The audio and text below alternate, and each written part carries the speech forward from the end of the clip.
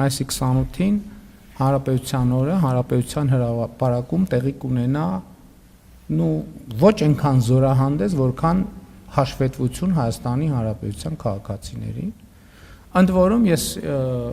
ուզում եմ ասել նաև, որ մենք այս թեմայով աշխատում ենք եւ աշխատել ենք մեր միջազգային գործընկերների հետ,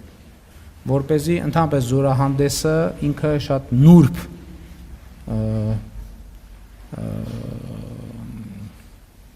երևույթ է եւ կարա նաեւ տպավորություն ստեղծի խաղաղության օրակարգից շեղվելու, խաղաղության օրակարգից հրաժարվելու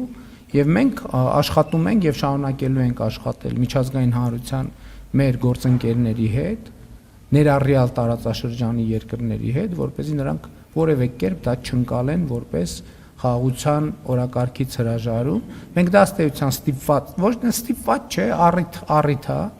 առիթ է, մենք եւ նաեւ հիշում եք, որ ես հայտարարել եմ, որ այն քաղաքացիների խմբերը, ովքեր ուզում են տեսնեն, ես հրավիրում եմ, որպեսզի մենք ցուցադրություն անենք, բայց քաղաքացիների այնքան մեծ թիվ է հերթագրվել, որ իրատեսական չի, որ մենք մարդկանց հերթով խմբերով տանենք, հրավիրենք եւ այնտեղ ցույց տանք, եւ էլ չեմ ասում, որ այդքան մարդ եթե եկավ տեսավ, այդ նշանակում է, որ ըստ էության լուրերով մի մասը շեղված տարածվելու այդ ինֆորմացիան, դրա համար ավելի լավ է ցույց տանք։ Եվ մայիսի 28-ին Հանրապետության հրապարակում ցույց կտանք մենք մեզ։ Եվ ուզում եմ ասել, որ կարծում եմ, որ դա Հայաստանի Հանրապետության քաղաքացիների համար կլինի տպավորիչ տեսարան։